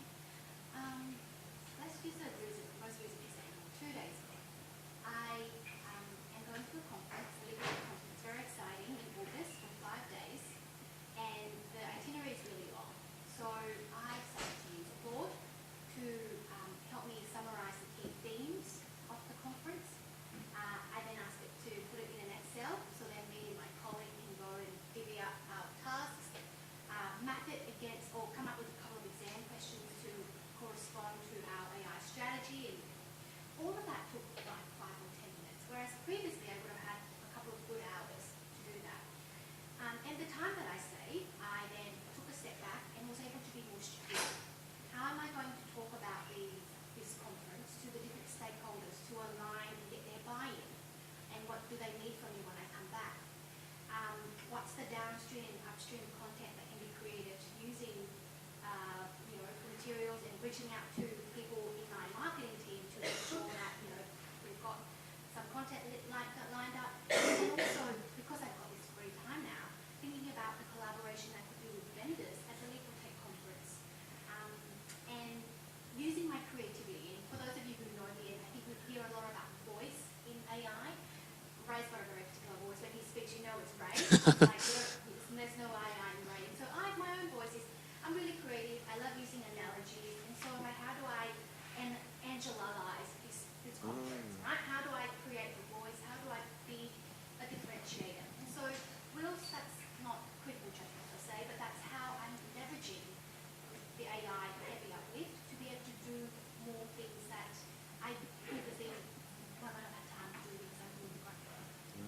Okay, so I like the pivot into the topic of around leverage and strategic. So hopefully that discussion helped address help the early career lawyers about what skills and mindset. So I now want to address and help talk to the seniors in the room. They're probably experiencing a new wave of, obviously, to get to senior, you have to be quite commercially minded, understand systems, delegation, management, all that. Has that become harder or easier with AI? And regardless of your answer, what is something that, the trend I'm seeing is that junior lawyers are now increasingly taking on senior associate jobs. Senior associates are increasingly taking on partner roles, including managing clients, bringing in clients. And then partners are trying to work out, okay, I've got this stuff done. What's the next bigger thing that I have to do? So what is the next big thing that you have to do now? Now that people, there are a lot of systems and people now supporting what you previously done before. Yeah. Yeah, so I'm definitely seeing that. So I'm seeing everyone's moved one seat to the left. Yeah, that's a right? great way to say it. Yeah. So everyone, and it's a seat up, so it's a stool. So they're all doing more complex work, more work. And I think that's what that's meant is that people at the top, partners, managers, whatever they might be, two things. One is that they are having to spend more time training and reviewing. And I think if you can do that in a clever way, that then it feeds the cycle. So definitely seeing that. And then the other thing is they can spend time on, like off Angela's point, like they can spend time on you know, better things, different things, like growing business or whatever it might be. So like we're seeing that happen. I tell you what, the bad thing that's happening at the moment that I'm seeing is AI slop. Yeah. So at the end of every month we do an MBR. All the teams in our business will give us a report that says this is what we've done. That used to take like each team like 2 days to do it, and they collate all the information, they collate all the data, their results. They put it all together. They think really cleverly about how they're going to present it, how it's really concise. And so by the time I got it, I only had to read 10 reports and it was all good. Now, at the end of every month, I get an 8-page report from everyone with all these different charts, all this different slop. And the second you start reading it, you can see M dashes and you can see all that stuff. And actually, I reject it now. I'm like, I don't want to read that. So I think that's what you've got to be really careful of. Is like, yes, it can do it for you, but does it need to be a 6-page report when it used to be a 1-page report? And that was fine. So I think managers are dealing with a lot of that at the moment as well. Yeah, okay. Yeah, just quietly, you've put your finger on something we've been circling, and I just want to say it's the thing that's in the room. You know, that slop. Like when you hear that tone, right, out of Claude has just got these tells. If you ever hear just quietly, or what's the other one that Claude likes to use? I want to be honest with you. I want to be honest with you, because this conversation deserves it. You know, all that sort of stuff, right? Load-bearing constraints. Let's load-bearing constraints. Love it. Just Claude is always bearing loads. It's fantastic. By the way, I think we are rapidly. This is an aside. Becoming allergic to that, and I think it will start to become a marker of lack of professionalism if we're not already there. Right. I think your team's already there, which is good, right? I might just add very quickly, I think the key for more senior lawyers, riffing off what was said before, especially with the agentic harnesses, the key skill to manage AI going forward is management. Is managerial skills, because you are ultimately unblocking a person who is trying to deliver an output for you, give context, give direction, and say this product doesn't meet it to this requirement. Claude now, it appears, I imagine we all respectfully prompt Claude, but if you don't, it will arc up now. Yeah. So this is important as these tools increasingly get sophisticated and embodied. So I would say the big thing to do if you're figuring out how to work with the ratchet that was described, we're all going up, is to learn how to be a good manager. And Angela, anything to add? Awesome. Cool. I might just go back to my comment at the very beginning. Access doesn't equal enablement. Yeah. I was about to, So this is exactly this point, which is you can roll out the best AI tech to your team or to the company, but it falls to the lowest common denominator. And so, access is great, but you have to make sure people know how to use it, and people are actually getting benefit out of it, and you're actually able to track what's going on. That's really important, because what we saw happen is that spent a ton of money building a ton of software, gave it to everyone. Top 20%, they're fine. They're naturals. They're just going to run with it.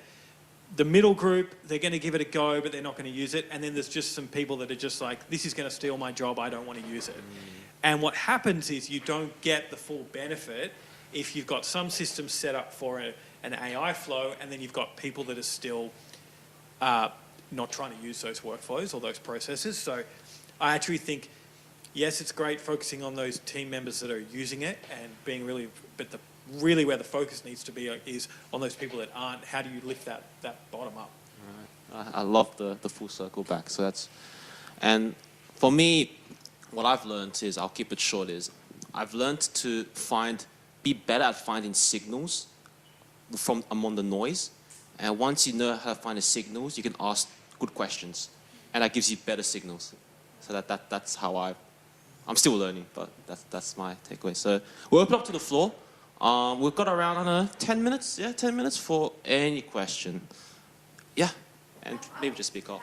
Raise three things, maybe because I'm trying to understand myself how to learn these things, and also how you're perhaps thinking about this in the training sense. The first thing is, I suppose everybody talks about how the AI age is going to kill our critical thinking, and I think as lawyers, what we're really paid for is how to discern an issue, see an issue, spot the problem, and advise. And if we're getting rid of all the training around for that, the manual work, how are you going to train that sort of skill of discernment? The second one I wanted to raise was perhaps product specialist skills. So like I work as a tech lawyer, and we're all always trained to help to build a product. So really, AI is almost an extension of that, which is there's a product being built which is a lawyer of sorts, and how do you help the business build that product in a way that provides the advice like that. So like that product training specialty is not really part of what we learn at legal law school. And I think the third thing is probably coming back to our first preso and demo, which is we're actually the harness specialists too, which is when we're looking at that product, how do we train the business and ourselves to act as the harness and provide the guardrails and provide the do not go out of these parameters or this box, because if you do, we're breaching the law or we're breaching business approvals. How are you sort of retraining or dealing with that? So I'm struggling with those sort of things at the moment myself. When you deliver like a paper that looks like it's actually been written by a human, you've got to spend a lot of time working out that it's actually what's what. Sure, I'll try and remember all three. Okay, so first, I might tackle the first one. So it kind of goes back to what Mark was talking about, like how do you train the critical thinking? Like how do you train the junior lawyers? Like that is a big problem. I don't think anyone's figured that out yet. Like, the old model was stick them in a litigation room for 5 years, and that's where they learn. And now you just don't need to do that. Well, clients are not going to pay you to do that. So I think what it's doing is just speeding that process up. Like we now have 2-year lawyers that are doing 10-year lawyer tasks. 5 years ago, 10-year lawyers were doing. So that's speeding up. I think how Michael spoke about it before, but this idea of like it's self-learning. So what we actually set up a system to do was we took our senior lawyers, we transcribe everything they say in meetings, on a phone call, anything but when they're out of the office. It goes straight back into our warehouse. And so when a junior lawyer is doing some work, their calls are also recorded. If they get something wrong, it actually pings them and says, hey, the senior lawyer spoke about this a month ago, and actually you need to think about this a different way. So we're trying to use the domain knowledge we already have in the business from senior lawyers and force it onto the junior lawyers in a new way, which is through AI. So maybe that's a solution. It hasn't worked Like, I don't know if it's worked yet, but that could be a way to do it. So in terms of the critical thinking, like, we still have to teach everyone that critical thinking. But what AI has done is, like, it's removed those years where you might be doing it. But honestly, I don't think we can say, you know, I speak to a few lawyers that say, oh, we need junior lawyers doing DD for 5 years because that's where they learn how to become a lawyer. As a client, there's no way I'm paying for that anymore. Like, we work with large law firms and we refuse to pay for that. So, you know, it's a bit, I don't know what the answer is. That's transformational. And it's great that your lawyers allow you to record them. Constitutional brain. That's really great.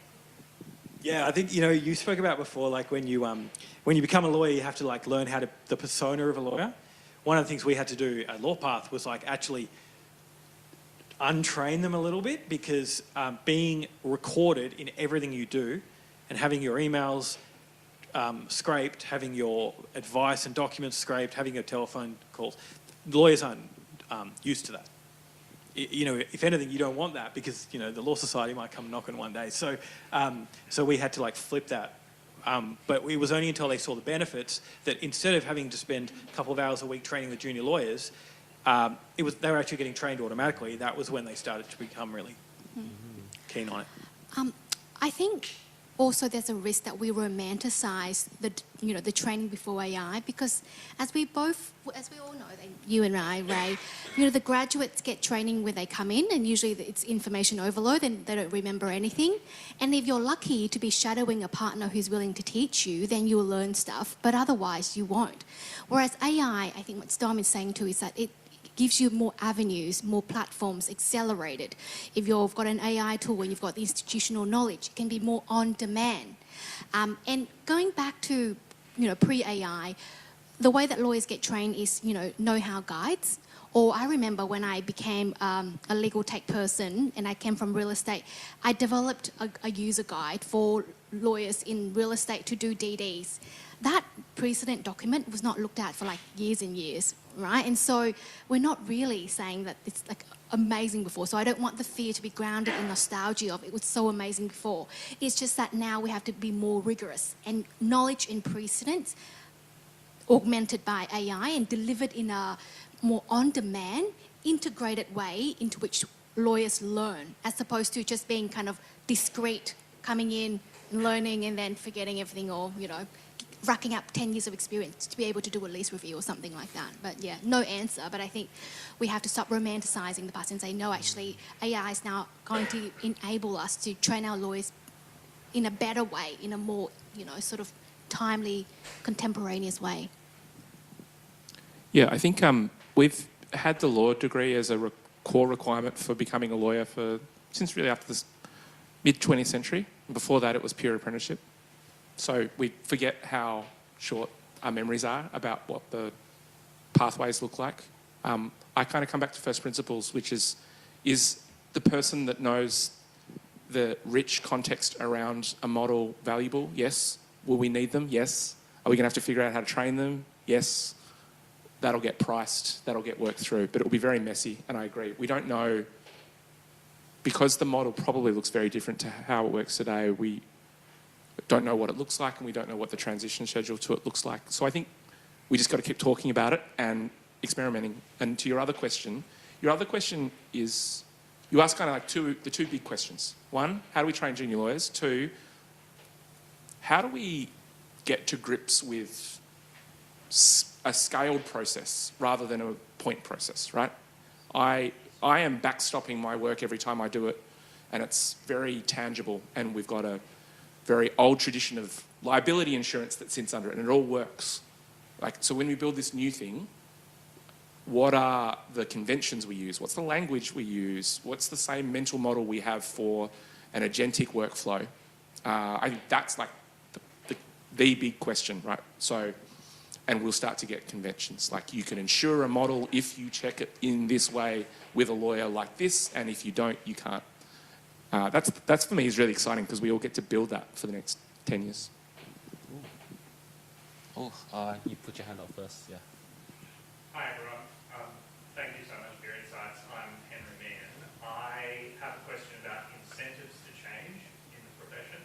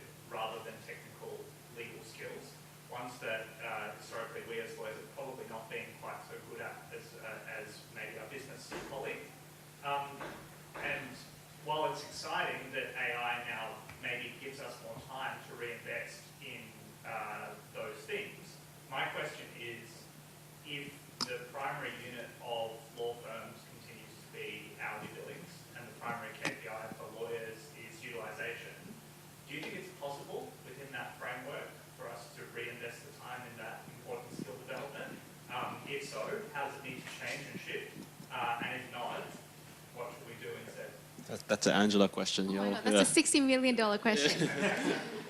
To answer your question, no. If the incentive structure doesn't change, I don't think. I mean, I live and breathe AI because it's my job, and it's a lot, and even I'm sick of it, right? Let alone lawyers who, yeah, they just don't have the time. They really don't have the time. And I think Dom mentioned the top 20% who will always do it, even if they don't get incentivized. How do we incentivize the other 60%? And then there's the 20% laggards we don't really, we can't do anything about. But the 60%, how do we incentivize them out of pure goodwill? I don't know, I don't have the answer for that. But all I know is humans don't do things just because they're good for them. Just because you tell someone that this is really helpful and this will be useful and it'll be helpful for your career, if you don't have time, and especially, you know, people with family commitments, with child responsibilities, etc., they're not going to do it. They're not going to do it. So I don't have an answer, is what I'm saying. And in terms of the incentives, I came from HSFK, and it's a big organisation, and so don't know where the incentives piece is up to. At the current firm, Wotton Kearney, a smaller firm, I think it's been reflected in the sort of the partner scorecard, and it's formally recognised in terms of driving AI, thinking of bringing AI forward, putting in place workflows, and it's recognised from the top, and it's part of your KPIs. It's part of the way in which you get assessed, and it's formalised, and it's looked at very frequently. It has to be beyond the ticker box, and I haven't been there long enough to know if it's beyond a ticker box, but it definitely has to be a part, and I use the example all the time of precedence or knowledge. Partners don't have that in their KPI, so they don't work on precedence or knowledge, but law firms is a knowledge business.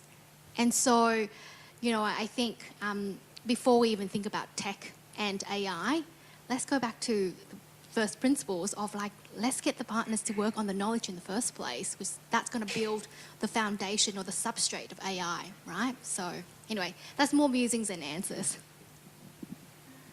Yeah.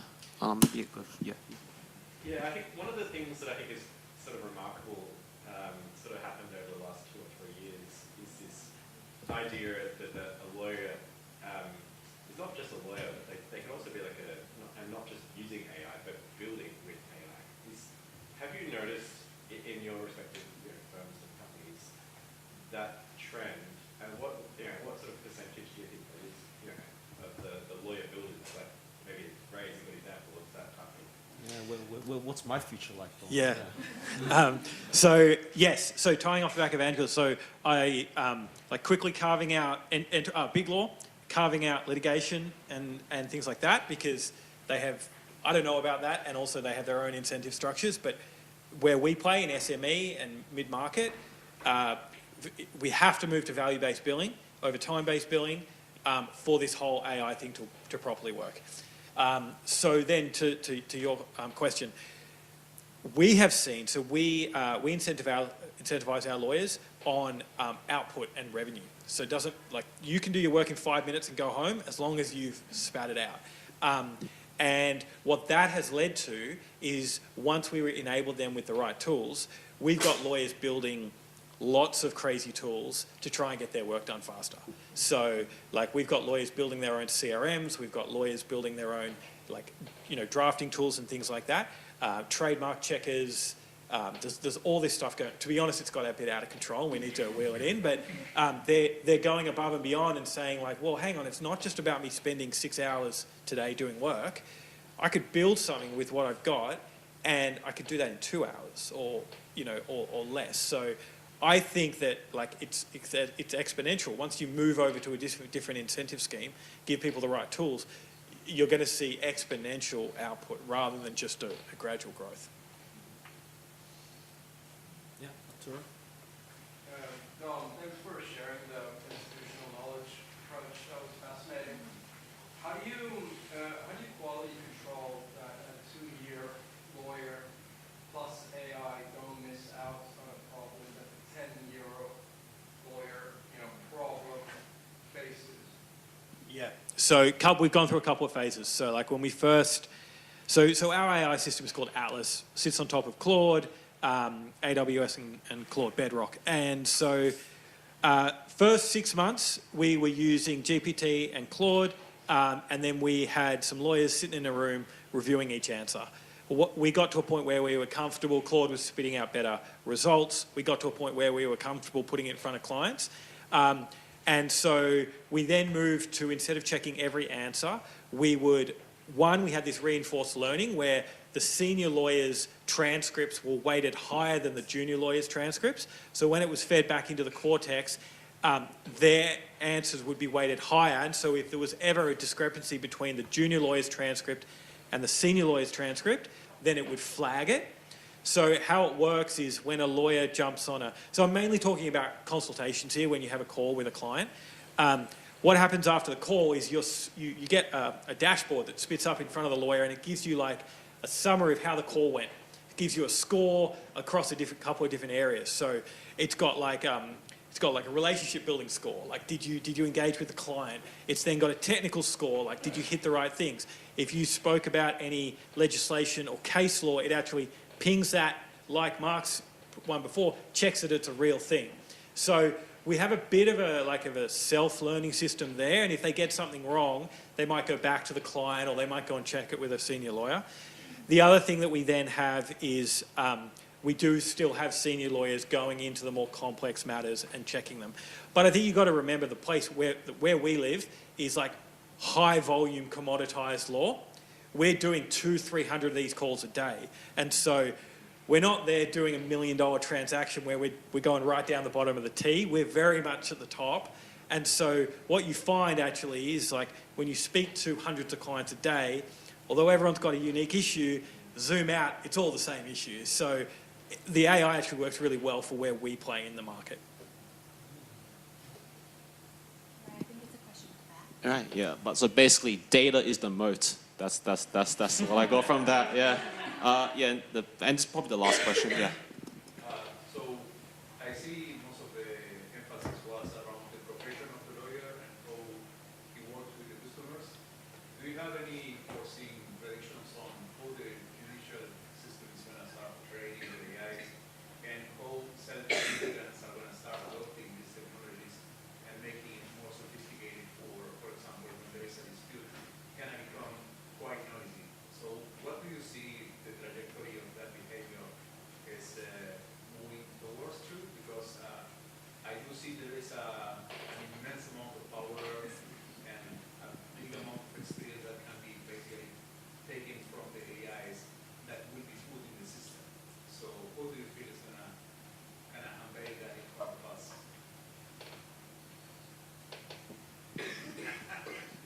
We stay far away from the regulators because we play at the edge of law where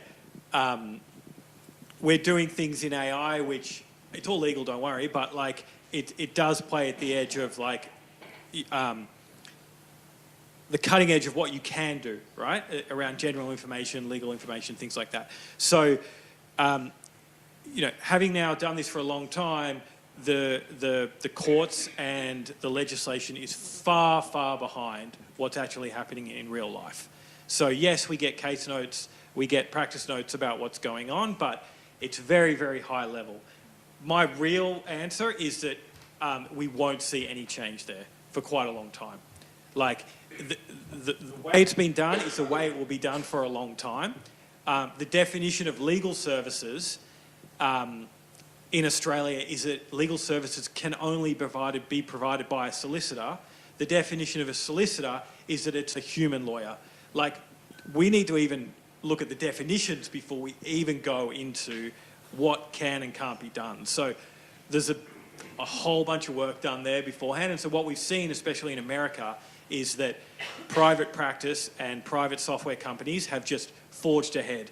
They've kind of just done the Uber of law, right? They've just gone ahead and done things and made sure that it's the best solution for the customer. But if we were to wait for the law societies or the courts to give us the go-ahead to launch products, we'd be 10 years behind. Yeah, well, two things are happening at the moment. AIs are vacuuming all the people cases. The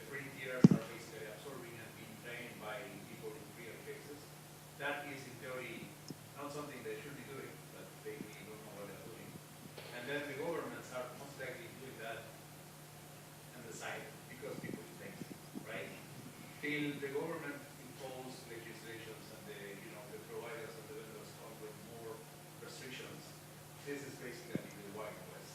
Yeah. It's quite interesting for somebody. These changes are always continuous, right? And they take a lot longer. It's the futures here, it's just not evenly distributed, so right? That's what we'll see. I think we'll have periods where there'll be a massive backlash, and there will be regulatory extension.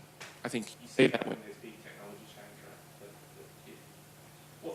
What is an interesting thing to hold alongside that, especially when you think about courts, is that I think one of the net changes we will get out of all of this is that the median cost of legal services will fall dramatically, and that is a really good public policy objective. So I think that there will be both the, how do we let this thing rip, but then there was also the overlay of, all right, well, how can we actually keep this in service of a good legal system? And,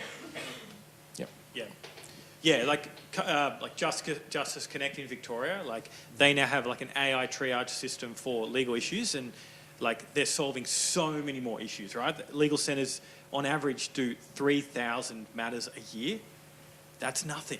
Like AI can process 3,000 a day, right? And it's all about triaging. So like with a community legal centre, what happens is that every legal matter has to go through an old school process to be checked by a human lawyer, to be checked by a senior. You have to tick all the boxes. But that's not how legal matters come in. Some are serious, some are medium, some are actually really light, but they all go through the same process. And so now like a lot of the AI triage systems, they can cut off the simple matters right at the beginning, which then means the more serious ones can go to proper lawyers to have more time. But your point around the IP stuff, I mean, one thing that we've really noticed is like our competitors are not law firms anymore. Our competitors are LLMs. So like the LLMs are coming in and stealing all of our data. And if you want to NDA these days, don't go to Lawpath, go to ChatGPT. It's just as good. So like the whole market is changing. Lawyers' competitors are going to eat that itself. That's right. I'm sure everyone out there that's practicing has had a client come to them already saying, hey, ChatGPT wrote this for me. And you won't admit it, but it's usually pretty good. The advice would be like, if you're a lawyer, just create the TNC before you use the service. So putting your customer data in and they're pretty much training the team. That's right. Yes, I think like definitely the market's in a transition. I feel like we always say that every year. The market's in transition. Like it's always in flux. But definitely, I'm really, and this could be this should be the next Meetup. Tokenomics, token politics. What's the deal with that? I think that'd be a great one. Get really juicy into market dynamics, market power. I think that would be a great one. But yeah, thank you, Dom, Angela, Michael, for the hopefully a riveting discussion for everyone. So yeah, thank you very much.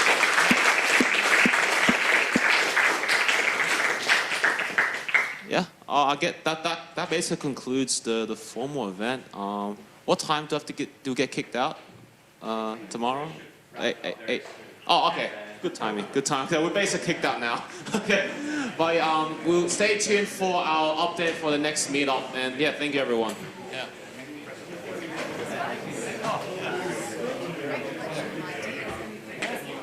Thanks for your free pointer. That was good. Yeah. All right, hey, thanks for the question, mate. Yeah, thank you. Yeah, good seeing you. Yeah.